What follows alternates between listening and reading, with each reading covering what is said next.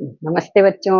आज हम संज्ञा के भेदों की श्रृंखला में जातिवाचक संज्ञा और उसके दो भेद समूहवाचक संज्ञा और द्रव्यवाचक संज्ञा के बारे में समझेंगे। तो पहले आता है जातिवाचक संज्ञा।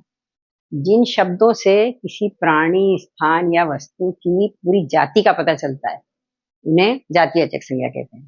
तो क्या समझे आप पूरी जाति से? तो ठीक से समझ में नहीं आया ना? कोई बात नहीं, चलिए हम उदाहरण से समझते हैं। अस्पताल में डॉक्टर मरीजों को देखते हैं और दवाई देते हैं। यहाँ पे अस्पताल, डॉक्टर, मरीज और दवाई ये सभी जातिवाचक संज्ञा है, क्योंकि अस्पताल से सारे अस्पताल, डॉक्टर से सारे अस्पताल, सारे डॉक्टर, मरीजों से सारे मरीज और दवाई से सारी दवाइयों के बारे में बात हो रही है। कोई स्पेशल किसी विशेष अस्पताल, विशेष डॉक्टर, विशेष मरीज या विशेष दवाई के बारे में बात नहीं हो रही है। ठीक है, चलिए दो थोड़े उदाहरण और देख लेते हैं। जैसे कोयल की आवाज बहुत मीठी होती है और आम फलों का राजा है।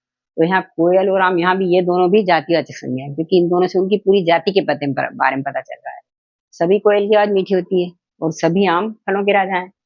इसी तरह से फल, फूल, पेड़, नदी, समुद्र, जंगल, शहर, गांव, देश, हवाई अड्डा, एयरपोर्ट और चिड़ियाघर, म्यूजियम ये सब भी जातिवाचक संज्ञा, क्योंकि इनसे सारे फल फूल पेड़, सारे नदी समुद्र, सारे जंगल, शहर, गांव, देश, सारे हवाई अड्डे और सारे चिड़ियाघर के बारे में पता चल रहा है। तो इतनी बात तो आपको समझ में आ गई ना?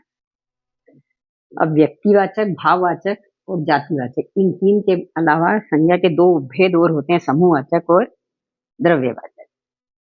पहले समूहवाचक को देखते हैं हम।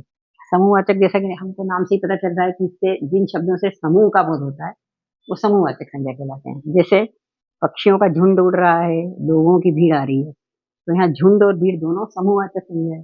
झुंड से किसी एक पक्षी के बारे में पता नहीं चल रहा है और भीड़ से किसी एक व्यक्ति के बारे में पता नहीं चल रहा है। दोनों से उनके पूरे समूह के बारे में पता चल रहा है। इसी तरह से जैसे परिवार, तो परिवार के सारे लोग आ जाते हैं। सोसाइटी या समिति में सोसाइटी समिति के सारे सदस्य आ जाते हैं। मेला, तो मेले में बहुत सारे लोग होते हैं। सेना, तो किसी एक सैनिक को हम सेना नहीं बोलेंगे, सैनिकों से मिलकर सेना बनती है। टोली, तो टोली एक बच्चे से नहीं बनती, टोली में बहुत सारे बच्चे आ रहे हैं, बोले बच्चों की टोली आ रही है, मतलब बहुत सारे बच्चे आ रहे हैं। इसी तरह से दल, जैसे कबड्डी में दो दल होते हैं खेलने वाले, मतलब दो टीम होती है, तो दल में भी ज्यादा बच्चे होते हैं।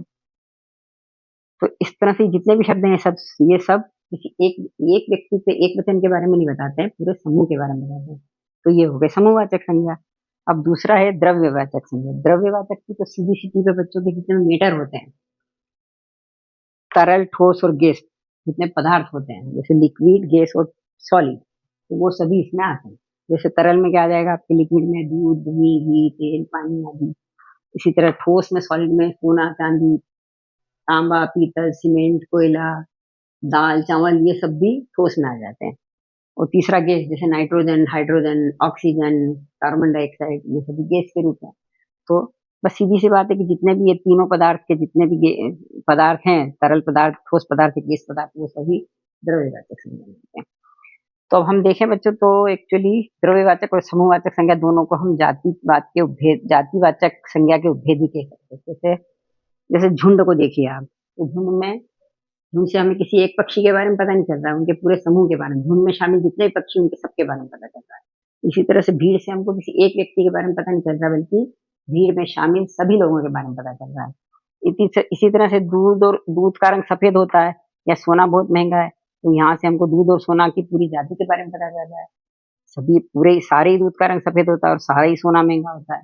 इस तरह से हमने देखा बच्चों की जितने भी समूहवाचक संज्ञा के, द्रव्यवाचक संज्ञा के जितने भी उदाहरण हमने देखे, वो सभी उन सबको हम जातिवाचक संज्ञा के भेद कह सकते हैं। तो आशा करती हूँ बच्चों की आपको संज्ञा के सारे भेद अच्छे समझ में आ गए होंगे। तो किसी नए विषय के साथ नए वीडियो में फिर से मिलते हैं। तब तक के लिए नमस्ते, धन्यवाद, बाय।